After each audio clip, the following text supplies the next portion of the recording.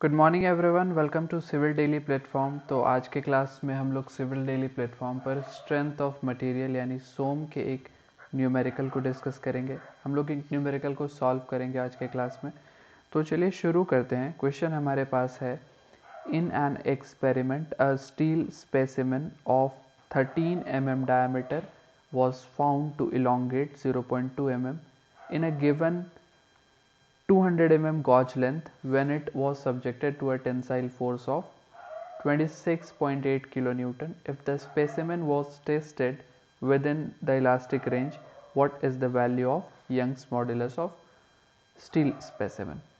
तो इस क्वेश्चन में हमें क्या क्या गिवन डेटा है और हमें क्या बताया गया उसे हम थोड़ा सा ट्रांसलेट कर लेते हैं। हमें ये बताया गया कि कोई एक एक्सपेरिमेंट हुई, उस एक्सपेरिमेंट में हमें ये पता चला कि हमारे पास एक स्पेसिमेन थी, स्टील की स्पेसिमेन थी, और उस स्टील के स्पेसिमेन का जो डाया था हमारे पास वो 13 mm था। डाया की वैल्यू 13 mm थी और उस स्टील के स्पेसिमेन का जो लेंथ था वो हमारा 200 mm था। तो इस 200 mm और 13 mm डाया के जो स्टील का जो बार था हमारे पास, उस बार में क्या किया गया हमें कि उस बार में हमें फोर्स लगाया गया और उस फोर्स की वैल्यू कितनी थी, 26.8 किलो न्यूटन। 26.8 kilo Newton. तो इक्वल एंड अपोजिट फोर्स इस बार पर अप्लाई किया गया 26.8 किलो न्यूटन का। और इस पूरे के पूरे कंडीशन में हमें यहाँ पर ये देखने के लिए मिला कि ये बार जो है वो इलोंगेट हो गई, मतलब इसका लेंथ बढ़ गया। कितना लेंथ बढ़ गया इसका लेंथ 0.2 mm इंक्रीज हो गया।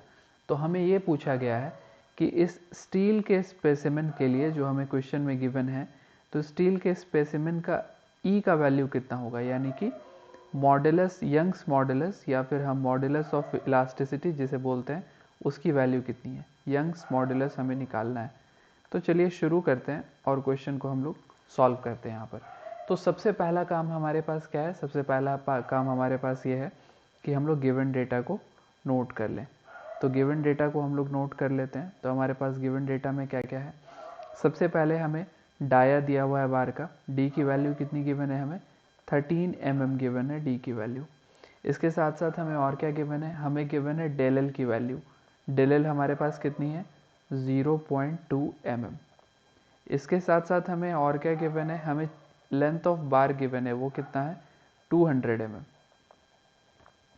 और क्या पता है हमें, और हमें ये पता है कि इस पर जो फोर्स अप्लाई किया जा रहा है P, वो कितने का है, वो 26.8 किलो न्यूटन का है। और हमें क्या फाइंड करना है, हमें यहाँ पर ये फाइंड करना है, we have to find what, we have to find E is equal to what. हमें ये पता करना है, यानी मॉडुलस ऑफ इलास्टिसिटी पता करना है। तो हम लोग जानते हैं, हमें कुछ पता है पहले से, क्या पता है हमें, पता है क्या पता है, हम लोग जानते हैं, वी नो कि जो चेंज इन लेंथ होती है, डेल एल जो होती है हमारी, वो पी एल बाई ए ई के बराबर होती है, पी एल बाई ए ई के बराबर होती है। जहाँ पे P क्या है, अप्लाइड फोर्स, L क्या है, length of the bar, A क्या है, क्रॉस सेक्शनल एरिया, E क्या है, मॉडुलस ऑफ इलास्टिसिटी। तो यहाँ से अगर हम लोग E की वैल्यू कैलकुलेट करना चाहें तो हम लोग लिख सकते हैं P into L divided by A into del L. तो अब हमारे पास ऑलमोस्ट सारी वैल्यू गिवन है, तो हम लोग इसको नोट डाउन कर लेते हैं। तो हमारे पास P की वैल्यू कितनी है, 26.8 किलो न्यूटन, और लेंथ की वैल्यू हमारे पास कितनी है, लेंथ की वैल्यू हमें पता है 200 mm। एरिया की वैल्यू कितनी है, एरिया की वैल्यू हमें यहाँ पर गिवन है। एरिया की वैल्यू बिल्कुल भी गिवन नहीं है, हमें क्या पता है, हमें सिर्फ डाया ऑफ द बार पता है। तो हम दो काम कर सकते हैं, या तो हम side by side area calculate कर सकते हैं, कहने का मतलब यहाँ पर हम लोग साइड में यहाँ पर कैलकुलेट कर सकते हैं कि cross sectional area A is equal to क्या होता है, पाई बाई 4 इंटू डी का स्क्वायर। तो हम लोग यहाँ पर कैलकुलेट कर सकते हैं कि पाई बाई 4 इंटू डाया हमारे पास गिवन है, डाया हमारे बार का कितना है 13, तो 13 का स्क्वायर यहाँ पर कैलकुलेट कर सकते हैं, या फिर यहाँ पर हम लोग डायरेक्टली इसकी वैल्यू को पुट कर सकते हैं। तो पाई बाई 4 इंटू डी का स्क्वायर यानी कि 13 का स्क्वायर। तो यहाँ से हमें क्या मिल जाएगा, एरिया मिल जाएगा बार का और डेल एल की वैल्यू हमारे पास कितनी है 0.2 mm।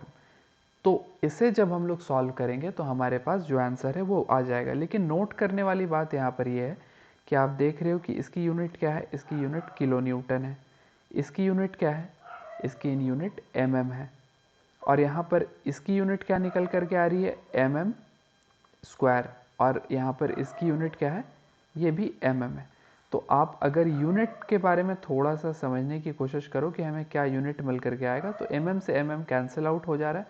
तो इस पूरे टर्म यानी कि इस पूरे टर्म का यूनिट क्या निकल करके आएगा, किलो न्यूटन पर mm स्क्वायर। और ये यूनिट किसकी है, ये यूनिट मॉड्यूलस ऑफ इलास्टिसिटी की यूनिट होती है। तो चलिए हम लोग फटाफट से कैलकुलेट कर सकते हैं।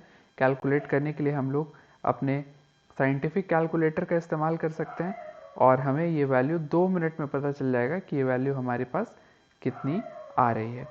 तो यहाँ पर जब हम लोग ये सारी वैल्यू को साइंटिफिक कैलकुलेटर में पुट करेंगे तो हमें ई की वैल्यू यहाँ पर मिलेगी 201.91 किलो न्यूटन पर mm स्क्वायर।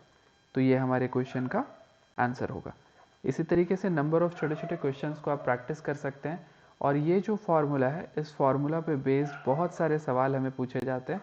तो हम नंबर ऑफ क्वेश्चंस एक सिंगल फार्मूला का इस्तेमाल करके सॉल्व कर सकते हैं। Thank you.